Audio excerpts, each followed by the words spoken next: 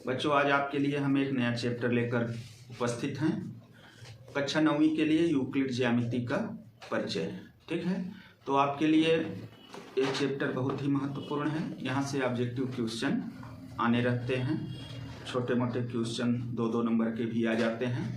लेकिन आप लोग इतना ध्यान दें, कम से कम आप जब फ्री में पढ़ते हैं तो वीडियो को लाइक सब्सक्राइब ज़रूर करें, जिससे कि हम तो आइए देखते हैं यूक्लिड की ज्यामिति का परिचय।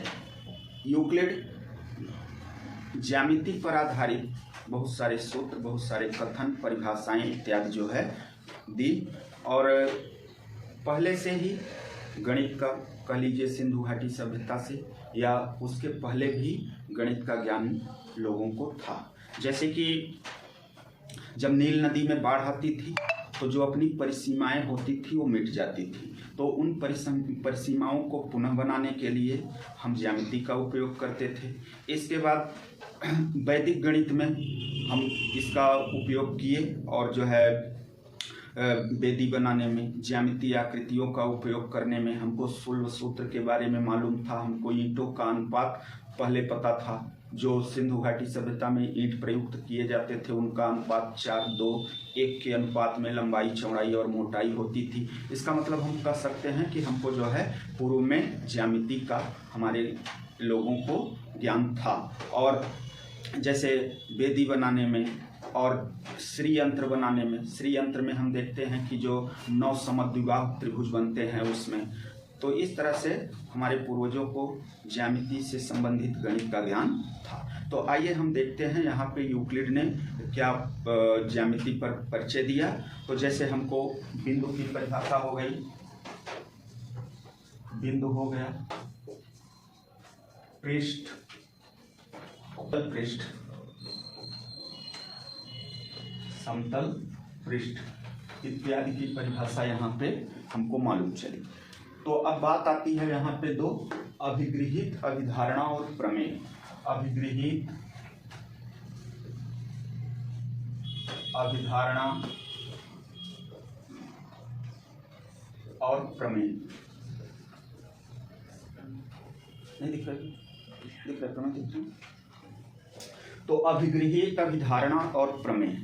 तो आप देखिए कि जो अभिगृहित और अभिधारणा होती हैं ये स्वयं सिद्ध होते हैं।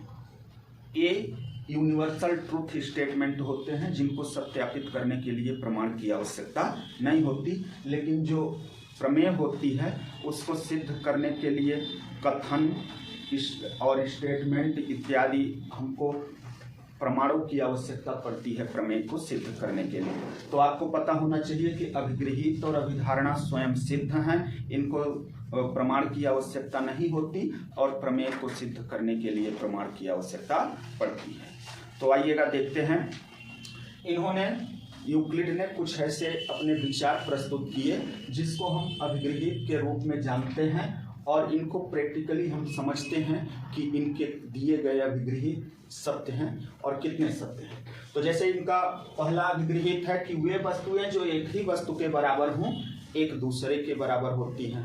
वे वस्तुएं जो एक ही वस्तु के बराबर हों एक दूसरे के बराबर होती हैं। तो जैसे हम आपको यहाँ पे देखें कि राम सोहन के बराबर है, राम सोहन के बराबर है, और राम ही मोहन के बराबर है।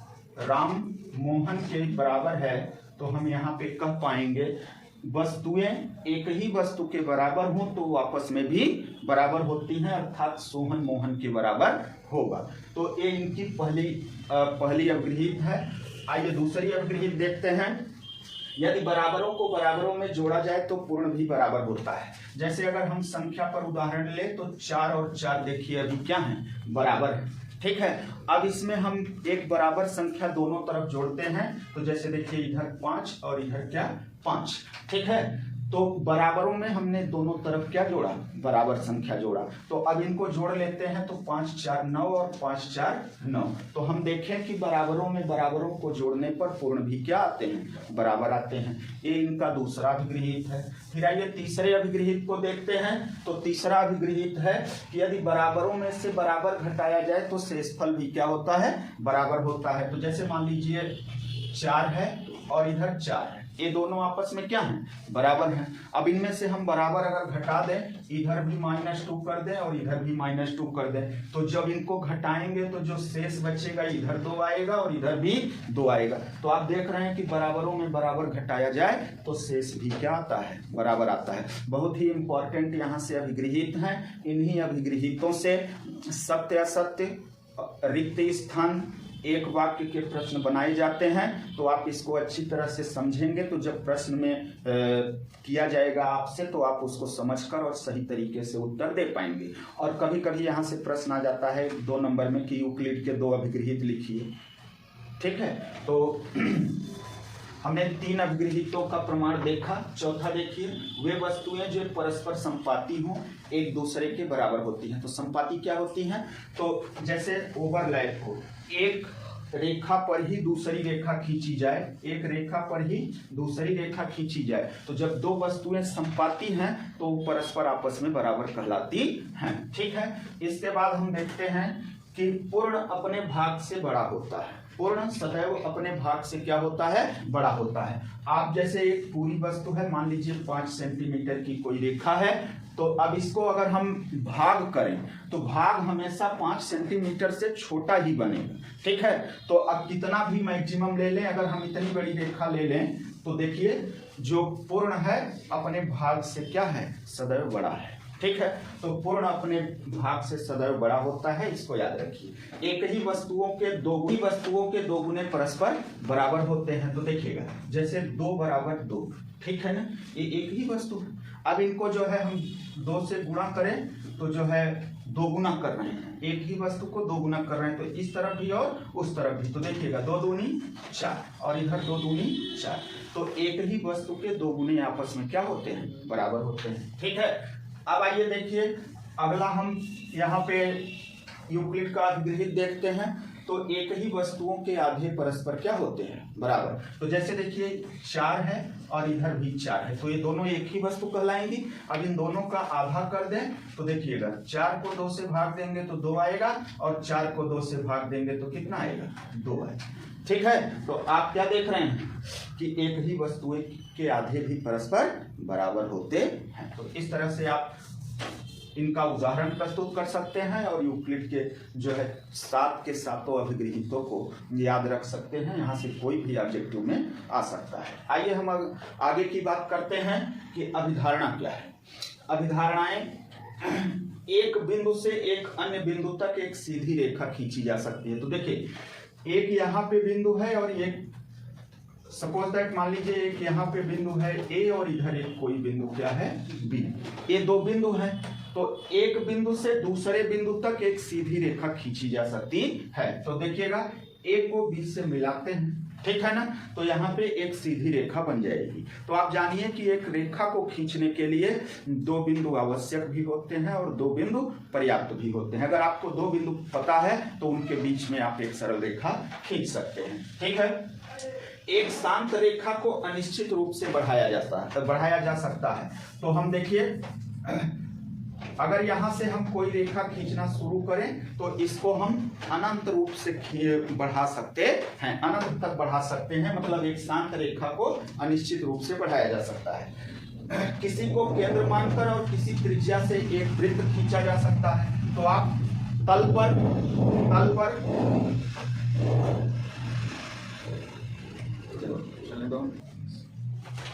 तो तल है, तल पर एक कोई बिंदु ले लीजिए, इसको हम केंद्र मान ले और किसी भी त्रिज्या का वृत्त, किसी भी लंबाई का हम त्रिज्या लेकर और उससे एक वृत्त बना सकते हैं, ठीक है ना। तो किसी को केंद्र मानकर और किसी त्रिज्या से एक वृत्त खींचा जा सकता है। फिर इसके बाद सभी समकोण एक दूसरे के क्या होते हैं, बराबर है। सभी समकोण एक दूसरे के बराबर होते हैं। अब बराबर किसमें, जैसे देखिएगा एक यहाँ पे छोटा समकोण त्रिभुज और एक यहाँ पे बड़ा समकोण त्रिभुज लेते हैं। तो आप जानते हैं कि कोई समकोण त्रिभुज है, ठीक है, तो तो इसका एक कोण 90 अंश होगा, तो इसका भी एक कोण क्या रहेगा 90 अंश। तो सभी समकोण त्रिभुज सदैव क्या होते हैं, बराबर होते हैं। तो इस तरह से यूक्लिड ने अभिहित और अभिधारणाएं दिया, इनको याद कर लीजिए। यहाँ से आपका कम से कम आपकी मुख्य परीक्षा में 2 से 3 नंबर के ऑब्जेक्टिव क्वेश्चन आने तय। ओके, अब आगे हम देखते हैं इस चैप्टर से जो मुख्य क्वेश्चन आने वाले हैं। परिभाषाएं आती हैं, जैसे समांतर रेखा की परिभाषा, लंब रेखा की परिभाषाएं, रेखाखंड, वृत्त की त्रिज्या और वर्ग। आपको यहाँ से कुछ और ऑब्जेक्टिव क्वेश्चन ध्यान रखने हैं, जैसे कि ज्यामिति शब्द का उद्गम कहाँ से हुआ। तो ज्यामिति जो है यूनानी भाषा का एक शब्द है जो 2 शब्दों से मिलकर बना हुआ है, ठीक है ना, जियो और मिट्रीन, जियो प्लस मिट्रीन, ठीक है ना, 2 शब्दों से मिलकर बना हुआ है ज्यामिति। तो जिसमें जियो का मतलब है भूमि और मिट्रीन का अर्थ है मापन। तो इस हम ज्यामिति शब्द का उपयोग किया जाता था भूमि मापन के लिए, ठीक है। तो इस तरह से आप देख सकते हैं कि जो यूक्लिड हैं वो मिस्र देश के वासी थे। यहाँ से एक ऑब्जेक्टिव क्वेश्चन आएगा कि यूक्लिड किस देश के थे। तो मिस्र के अलेक्जेंड्रिया नामक स्थान से थे। अभी पिछली वीडियो में आपको हेरोन का सूत्र बताए थे, तो हेरोन भी अलेक्जेंड्रिया के ही थे। तो अलेक्जेंड्रिया कहाँ है, मिस्र में है, आप इसको ध्यान दीजिएगा।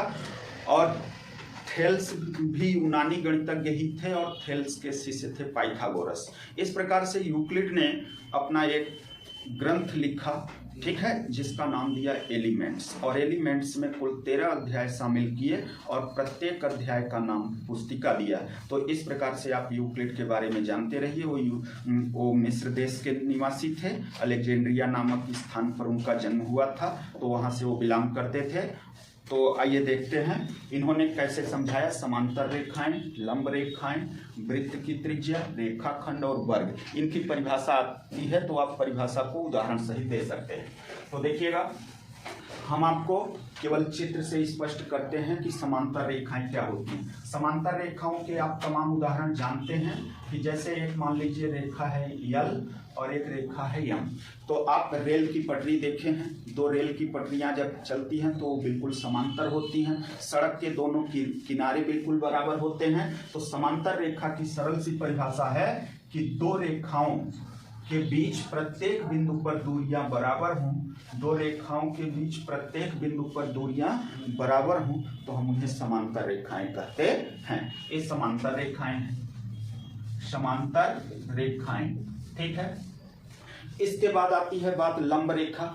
2 रेखाएं लंबवत कब होती हैं, तो देखिएगा, एक रेखा क्षैतिज है और दूसरी रेखा इस पर बिल्कुल लंबवत है, और इन दोनों रेखाओं के बीच अगर कोण 90 अंश हो तो हम कहते हैं कि 2 रेखाएं परस्पर लंबवत है। ओके, ये लंब रेखाओं का उदाहरण है। लंब रेखाएं आप इस तरह से परिभाषा लिख सकते हैं और चित्र भी बना सकते हैं। समांतर रेखा की परिभाषा कैसे लिखेंगे कि 2 रेखाओं के बीच प्रत्येक बिंदु पर दूरी बराबर हो तो वे रेखाएं समांतर रेखाएं कहलाती हैं। लंब रेखाओं की परिभाषा कैसे आप लिखेंगे कि 2 रेखाओं के बीच अगर 90 अंश का कोण हो तो वे दोनों रेखाएं परस्पर लंबवत रेखाएं कहलाती हैं। इसके बाद हम बात करते हैं रेखाखंड की। तो रेखाखंड, चूंकि रेखाखंड को दोनों ओर अनंत तक बढ़ाया जा सकता है, तो आप देखिएगा, हम रेखा का एक भाग ले लें, ठीक है। तो जैसे देखिए, रेखा का एक भाग है, तो हम रेखा की लंबाई मान लीजिए एल है, तो इसका हम थोड़ा सा टुकड़ा ले ले रहे हैं, खंड ले ले रहे हैं, इसको AB से दर्शा रहे हैं, तो हम इसको कहेंगे रेखाखंड AB, और हम इसको ऐसे दर्शाते हैं रेखाखंड AB बार AB, ठीक है। इसके बाद वृत्त की त्रिज्या। तो वृत्त की त्रिज्या, अगर कोई वृत्त है तो वृत्त के केंद्र को परिधि पर स्थित किसी बिंदु को मिलाने वाली रेखा को वृत्त की हम त्रिज्या कहते हैं, ठीक है। तो ये वृत्त की त्रिज्या कहलाएगी। आपसे कोई पूछे वृत्त की त्रिज्या क्या होती है, तो बता दीजिए कि केंद्र से परिधि पर स्थित बिंदु को मिलाने वाली रेखा वृत्त की त्रिज्या कहलाती है, ठीक है। इसके बाद वर्ग की बात आती है। तो वर्ग का उदाहरण देखिए, जैसे वर्ग है, तो वर्ग में आप जानते हैं कि वर्ग एक चतुर्भुज है, वर्ग एक चतुर्भुज है, और चतुर्भुज में 4 भुजाएं होती हैं। तो वर्ग की परिभाषा क्या है कि जिसकी चारों भुजाएं आपस में बराबर हों। वर्ग में 4 भुजाएं होती हैं, 4 कोने होते हैं और प्रत्येक भुजाएं आपस में बराबर होती हैं और वर्ग का प्रत्येक कोण समकोण होता है। वर्ग के 2 विकर्ण आपस में बराबर होते हैं। वर्ग के विकर्ण एक दूसरे को समद्विभाजित करते हैं। वर्ग के विकर्ण एक दूसरे को परस्पर लंबवत समद्विभाजित करते हैं। तो इस प्रकार से आप वर्ग की परिभाषा यहाँ पे लिख सकते हैं। तो यूक्लिड की ज्यामिति के परिचय में मुख्य रूप से ये जो टॉपिक हैं इनकी परिभाषा पूछी जाती है, तो आप इसको जरूर। विमाओं के बारे में जानिए, विमाएं क्या होती है। तो यानी हम किसी भी एक डायमेंशन कहलाता है। डायमेंशन जैसे देखिए कि द्विविमीय आकृतियां, त्रिविमीय आकृतियां, ठीक है, और जिसमें विमा नहीं होती है। तो आप देखे होंगे साइकिल का टायर। साइकिल का टायर जब आप जमीन पे चलाते हैं तो या तो आगे जाता है या तो पीछे आता है, वो अपने पृष्ठ पे लुढ़क नहीं सकता। तो वो स्वतंत्र रूप से कितनी दिशाओं में गति कर सकता है? 2 दिशाओं में, या तो आगे जाएगा या तो पीछे जाएगा। तो हम कहें तो वृत्त कैसी आकृति है? द्विविमीय आकृति है। तो द्विविमीय आकृतियों के उदाहरण जैसे त्रिभुज, आयत, वर्ग, वृत्त, जिसको तल पर उकेरा जा सकता है तो एक समतल पर उसको बनाया जा सकता है, वे सभी आकृतियां द्विविमीय होती हैं, ठीक है। त्रिविमीय आकृतियों में देखिए तो आप देखे होंगे जो बॉल खेलते हैं, बॉल, फुटबॉल, वॉलीबॉल, आप बॉल को जो है जमीन पे रखिए तो उसका थोड़ा सा हिस्सा जमीन पे टच रहता है, बाकी का हिस्सा स्पेस में रहता है, जमीन से ऊपर रहता है और वो अपने पृष्ठ पर किसी भी तरफ लुढ़क सकता है, स्वतंत्र रूप से गति कर सकता है। तो ऐसी आकृतियां त्रिविमीय आकृतियां कहलाती हैं। आप आगे की क्लास में पढ़ेंगे कि 3 विमाओं वाली आकृतियां, उसमें ठोस आकृतियां आती हैं, जैसे बेलन हो गया, शंकु हो गया, घनाभ हो गया, घन हो गया, गोला, ये सब चीजें किसमें आती हैं? त्रिविमीय आकृतियां में। तो जिनमें 3 अक्ष होंगे उसको त्रिविमीय, जिसके 2 अक्ष होंगे उसको द्विविमीय और जिसमें कोई अक्ष नहीं होगा वो जो है विमाहीन राशि होती है। तो आइए आप यहाँ पे इसको नोट कर लीजिए, सही मिलान में यहाँ से प्रश्न आ जाते हैं। तो ठोस आकृतियां अभी आपको बताए कि ये त्रिविमीय होती हैं, जैसे घन, घनाभ, बेलन, शंकु, गोला, ठीक है, ये सब त्रिविमीय आकृतियों में आता है। पृष्ठ की 2 विमाएं होती हैं, तो पृष्ठ पर आप वृत्त बना सकते हैं, वर्ग, आयत, चतुर्भुज, समांतर चतुर्भुज, तो जितनी भी आकृतियां आप तल पर बना सकते हैं वे सभी द्विविमीय आकृतियां होती हैं, ठीक है। जैसे देखिए टायर को आप ऐसे रखिए तो, या हाथ की चूड़ी हो उसको ऐसे कापी पर, बोर्ड पर रखिए तो पूरी तरह से ऐसे रख जाएगी कि नहीं। और जब बॉल रखोगे, अगर इस सतह पर बॉल रखेंगे तो फुटबॉल ऐसे होता है ना, कि नहीं होता? ऐसे होता है ना फुटबॉल। तो जब इसको रखेंगे तो इसका थोड़ा सा हिस्सा यहाँ पे रखा रहेगा और बाकी सब कहाँ रहेगा? ऊपर, ठीक है। तो आपने देखा कि एक त्रिविमीय आकृति है गेंद और एक वृत्त है, ये द्विविमीय आकृति है। तो आपको त्रिविमीय और द्विविमीय आकृति में अंतर समझ में आ रहा होगा। और जैसे बिंदु होता है, बिंदु, तो बिंदु तल पर उकेरा जा सकता है, ठीक है ना। तो बिंदु के विमाओं की संख्या 0 होती है, बिंदु की कोई विमा नहीं होती है, ठीक। यहां से और ऑब्जेक्टिव क्वेश्चन इंपॉर्टेंट आते हैं, जैसे कभी कभी बहुत पॉपुलर क्वेश्चन है कि पूछा जाता है कि एक बिंदु से कितनी रेखाएं खींची जा सकती हैं। तो ध्यान दीजिए, एक बिंदु से अनंत रेखाएं खींची जा सकती हैं। एक बिंदु से होकर खींची जाने वाली रेखाओं की संख्या अनंत होती है। अब आपसे पूछा जाए कि 2 बिंदुओं से होकर कितनी रेखाएं खींची जा सकती हैं, तो 2 बिंदुओं से होकर केवल एक और एक ही रेखा खींची जा सकती है। यहां से आता है तो अब आएगा कि 3 असंरेख बिंदुओं से होकर कितने वृत्त खींचे जा सकते हैं। असंरेख बिंदु मैं यहाँ पे स्पष्ट करूंगा क्या होते हैं। तो देखिए 3 असंरेख बिंदु हैं, तो इसको असंरेख बिंदुओं से होकर केवल और केवल एक वृत्त खींचा जा सकता है। आप इन सब चीजों को वीडियो से सारी इंपॉर्टेंट चीजें नोट कर लेंगे, ठीक है ना। तो 3 असंरेख बिंदुओं से होकर केवल एक वृत्त खींचा जा सकता है, 2 बिंदुओं से होकर केवल एक रेखा खींची जा सकती है और एक बिंदु से होकर अनंत रेखाएं खींची जा सकती। आपकी प्रश्नावली का अगर इस पर क्वेश्चन आएगा, प्रश्न आएगा, तो किस प्रकार के प्रश्न आएंगे आइए देखिए। इंपॉर्टेंट क्वेश्चन है, आपके एक्सरसाइज में मिल जाएगा। कहा जा रहा है कि यदि दो बिंदुओं ए और बी के बीच एक बिंदु सी ऐसा स्थित है कि AC बराबर BC, तो सिद्ध कीजिए कि AC बराबर होगा AB के आधे। तो देखिएगा बहुत अच्छा क्वेश्चन है और बहुत ही सरल है। एक हम रेखाखंड बनाते हैं, दो बिंदु हैं A और B, इन दो बिंदुओं के बीच में एक बिंदु C इस प्रकार स्थित है कि जो है AC बराबर BC। तो आप यहाँ पे हल में एक तरह से इसको सिद्ध करना है, तो आप लिख सकते हैं कि ज्ञात है आपको AC बराबर BC ज्ञात है, और इसके बाद आपको सिद्ध करना है कि AC बराबर half of the AB, AC AB का क्या होगा, आधा होगा। तो आइए देखते हैं इसको हम हल कैसे करेंगे। तो आपको जो ज्ञात है उसको लिख लीजिए। AC बराबर है किसके, BC के, हमको ज्ञात है। AC बराबर है BC के, हमको ज्ञात है।